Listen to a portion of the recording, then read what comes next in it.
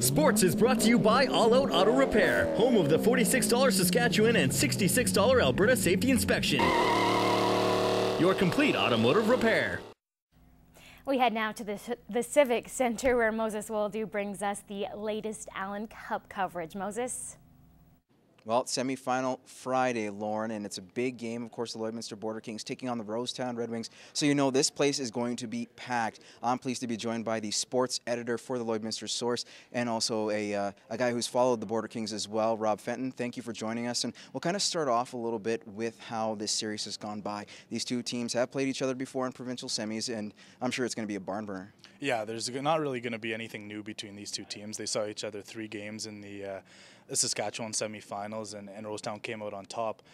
But you know, this is a whole new game. This has to be the best game for both teams if they want a chance at that Allan Cup.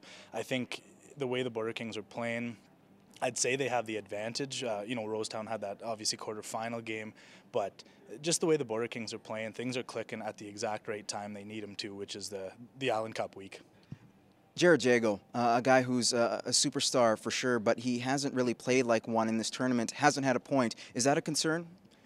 You know, he's one of those guys that he hasn't had a point to this game, but I would not be surprised if he gets 2 goals and an assist today and just lights up the game. I don't know if it's a concern because he's still creating chances and he's still drawing penalties and he's still a dangerous player. Now, I mean, points are obviously nice, but there is more to hockey than just getting points. I think he's been a good player for Rosetown, but they are going to need him to actually find the score sheet, whether it's assists or goals, if they want to move on. And very quickly, special teams has been great this tournament, particularly for Lloydminster. Other teams have been not so successful. Let's talk about that and how important that's going to be for tonight. Yeah, I mean, it's one of those things you talk to coaches, and it's goaltending and special teams that make the difference. I think the Border Kings have scored power play goals and key goals at key times in games, and I mean, if they can kill off a couple penalties against, get some momentum, and then score a power play goal, that's exactly what they need to do. Chris Westblom has to be the best penalty killer, like the old cliche, your goalie is your best penalty killer. He's got to do that, and I think if they can get some key goals on some power play opportunities, they're going to be in pretty good shape. Rob, thank you. Thanks. All right, that was Rob Fenton. He is the Lloydminster Sports, or Lloydminster Source sports editor. We'll move on to our story, the Road to the Allan Cup, our final edition. And this one involves a certain player who's pretty much helped out the team in more ways than one. Like many senior amateur players, it can be a juggling act between work, school, and hockey. Case in point, Aaron Starr. While I was in law school, my finals always fell on the week of the Allan Cup, so I wasn't able to play. And this year I'm articling now and just finishing up my articling, and it opened up on a week. So when Starr got a call to play for the Border Kings and a chance at the Allan Cup, it was a no-brainer. I told him, of course, I was very interested. Now the 29-year-old is enjoying success, filling in the role of Aaron Foster. Starr has 3 points in 2 games and has been a presence on the ice. He works hard down low, and he can shoot the puck. You know, he's a big part of this team and a big part of our line. If he's going, I think our line's going. He's smart. His puck protection is as good as any's. He has a knack for finding the hole, going to the net. And, you know, those are just things that skilled guys know and really aren't things you can teach a guy. His focus is hockey for the time being, but after that he'll wrap up his articling in May and become a lawyer. The arenas may be different, but Starr sees a similarity between hockey and litigation. You work hard to become the best. You may not get as pumped to go to court as a young lawyer, and you may not want to have that adrenaline while you're in court, otherwise you can't think on your feet too well. But as for just the main fundamental principles, I think it does transfer over. The Road to the Raider Well Servicing Allan Cup is brought to you by Fort Garry Industries, Lloydminster. For parts, for trailers, Fort Garry Industries is the trucker's best friend. Well, I'm sure Aaron Starr will be ready for tonight's matchup. 8 o'clock, Rosetown, Lloydminster. It's going to be big, and I wouldn't be surprised if we have a sellout. So make sure you get down here and get your tickets. Well, that's all the time we have here at the Civic Center. We'll send it right back to you in the studio. Lauren? Definitely going to be a huge game tonight. Thank you very much, Moses. And stay tuned. Gerard will be in next with your full weather forecast. Sports is brought to you by Denham Chrysler, where the Target 100 sale is back. Come see Denham Chrysler for details. It's semi-final Friday at the Allan Cup. This afternoon's game between the Grand Falls Windsor Cataracts, who needed a quarterfinal win over Stony Plain yesterday, against the undefeated Southeast Prairie Thunder. Southeast came out flying in this one. 3-on-2 rush. Devin LeBlanc finds Kyle Lashinsky 1-0 just 8 minutes in. 1 minute later, Riley Dudar goes bar down for the 2-0 lead. Still more thunder. Terry Yake cruises through the Cataracts D for the 3-goal lead after one. That forces a goalie change. In the second period, Cataracts wake up. On the power play, Brad Purdy pounces on the rebound in tight. 3-1 game as the emotions rise. The score right now is 6-1 after Southeast scored 3 goals in 37 seconds. The winner of this game will face either Rosetown or Lloydminster in the finals tomorrow at 5:30. That semis between the Border Kings and the Red Wings goes at 8 tonight at the Civic Center. Stay tuned to NEWCAP News tonight at 11:30 for highlights and post-game reaction. It might be one game early, but the Rosetown Red Wings and the Lloydminster Border Kings face off once again. Moses Waldo has more on the Border Kings preparations. Tonight is a big game for the Border Kings, but veteran Scott Hood has been here before and knows when to let loose. I'm here live in the Border King dressing room before the semifinal game. We got Steve De Silva, number 91. Steve, looks like you dyed your hair for the Allan Cup. Is that true? Actually, this is homemade. This is right from the mama's womb. And this is the way it came out, and it's the way it goes. Right on. Thank you, Steve. And good luck, Border Kings. It's still another game of hockey for us. I mean, obviously, we're going to go out tonight and play our hardest and win that game and get to the final. But you want the guys to answer. I want to have a little fun and be ready for tonight. You know, it's got to come from guys that have been there before, because then you know it's, you know, he's doing it on purpose. He's not doing it to be a clown. He knows he needs to try and keep the guys feeling relaxed and feeling ready to go. The Border Kings face a familiar foe in Rosetown. The two teams battled hard in provincials, and tonight will be no different. Came up short against them, but I thought the series was very evenly. You know, tonight's going to be probably the same way as those other 3 games. You know, we're going to have to cut down on their chances. They're a very skilled hockey team. I mean, we're the same as them. We roll 4 lines we can. I mean, just like every team in this tournament, there's depth there. It's, I mean, obviously by the scores in the games, every team's been pretty close. It's a balance here, a balance there, and it could be 4 different teams in the semifinals. The Border Kings power play is tops at 27%. And they know special teams is going to be big in this one. Yeah, definitely a tournament like this, the power play is a big part of it.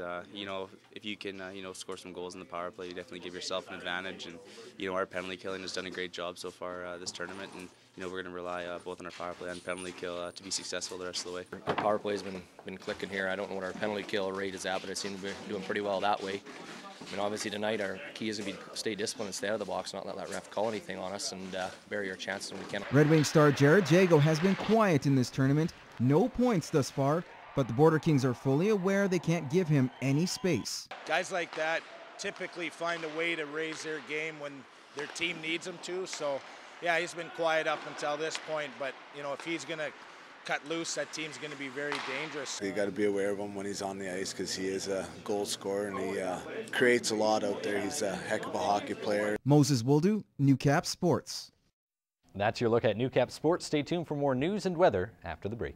It's semi-final Friday at the Allan Cup. This afternoon's game features the Grand Falls Windsor Cataracts, who needed a quarterfinal win over Stony Plain yesterday against the undefeated Southeast Prairie Thunder. Southeast came out flying in this one, 3-on-2 rush. Devin LeBlanc finds Kyle Lashinsky 1-0 just 8 minutes in. Then, 1 minute later, Riley Dudar goes barred down for the 2-0 lead. Still more thunder. Terry Yate cruises through the Cataracts D for the 3-goal lead after one. That forces a goalie change in the second. Cataracts wake up on the power play. Brandon Nicholas pounces on the rebound in tight. 3-1 game as the emotions rise. But with 2 minutes to go, disaster for the Cataracts. LeBlanc's shot goes off the defenseman and in. It's coming up right there. Then Travis Cornelison bangs home the rebound. Next shift, Tim Plett scores.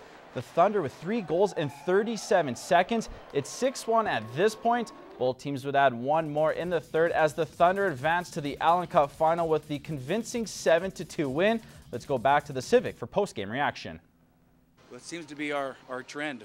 You know, if we don't start off too well and guys get their feet wet and off we go. And we knew exactly what to expect from them, and there wasn't any surprises, and we just adapted. You know, it's one thing when you have a whole bunch of guys with pro experience, they learn how to adapt pretty quick, and that's what makes our team so dangerous. We knew they would come out. They'd come out hot because they had an exciting win yesterday, and you know, first time at the tournament for them, I think it is in a long time anyway. Yeah, they came out hot, and we knew we had to control. You know, take the first 5 minutes with ease and take it from there. You know, everyone had a good mood and a good feeling today, but you know, when you get behind and against a good team like that early, 3 goals is a major hill to climb, and you know, we tried to fight our way back there. We got within 2, but you know, unfortunately, we didn't have enough push to come back. Well, it might have been one game early, but the stakes were just as high as the Lloydminster Border Kings and the Rosetown Red Wings met in tonight's second semifinal. Now, the last time these two teams faced each other, the Red Wings walked out of the border city with a berth to the Saskatchewan Provincial Final. In the first, former Bobcat Jared Jago will move in. His first shot is stopped. His rebound attempt will hit the side of the net. Red Wings on another odd man rush. Casey Lee to Danny Williams. He goes top corner.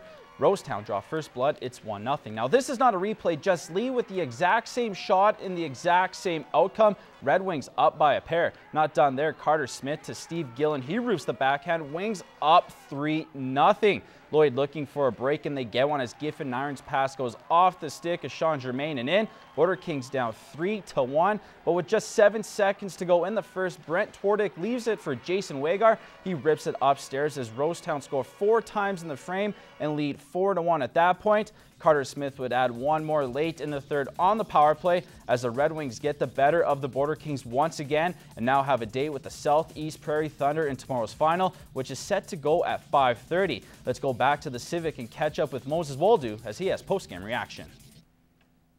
After playing back-to-back games and heading into tonight's semifinal against the Lloydminster Border Kings, it seemed like the Rosetown Red Wings would have tired legs. Well, that wasn't the case, scoring 4 goals in the first period and catching a Border King team flat-footed en route to a 5-1 victory and a berth to the final against Southeast. Almost a carbon copy of our series against them. The first period, they had opportunities they capitalized on. We didn't have a whole lot of shots on net in the first period, but you know, as the game progressed, we got a little better, and you know, we still didn't put near enough pucks at the net. It's definitely tough right now to really grasp the whole thing of losing the semifinals in our own barn, but hats off to them. They played a great game. They're a good team over there. There's definitely a chance they could win the Allan Cup tomorrow. Last hooray there, cheer to the salute to the fans. I wasn't really choked up till I did that, and realizing that it could be the final time. Here I go again. It broke my heart. We're so ready to play today. You could just tell in the dressing room that they were going to bring it, and you know, when we finally did start to find the back of the net, and like you say, and that just kind of set the tone for the rest of the game. It was a disappointing end for the Lloydminster Border Kings, especially for 2 players, Scott Hood and Dallas Falshear, who are likely not to return next season. Power play was a difference as the Border Kings, who had the best power play coming into this tournament, went 0 for 6, where the Rosetown Red Wings capitalized, finally going 2 for 5. Reporting from the 2012 Allan Cup, I'm Moses Woldu with NEWCAP Sports. All right, before I go, my sister-in-law sent me a message yesterday saying, Matt, you don't smile enough. So, Amanda, that one's for you. All right, that's all the time I have for sports. Stay tuned. Gerard has your Ag News next.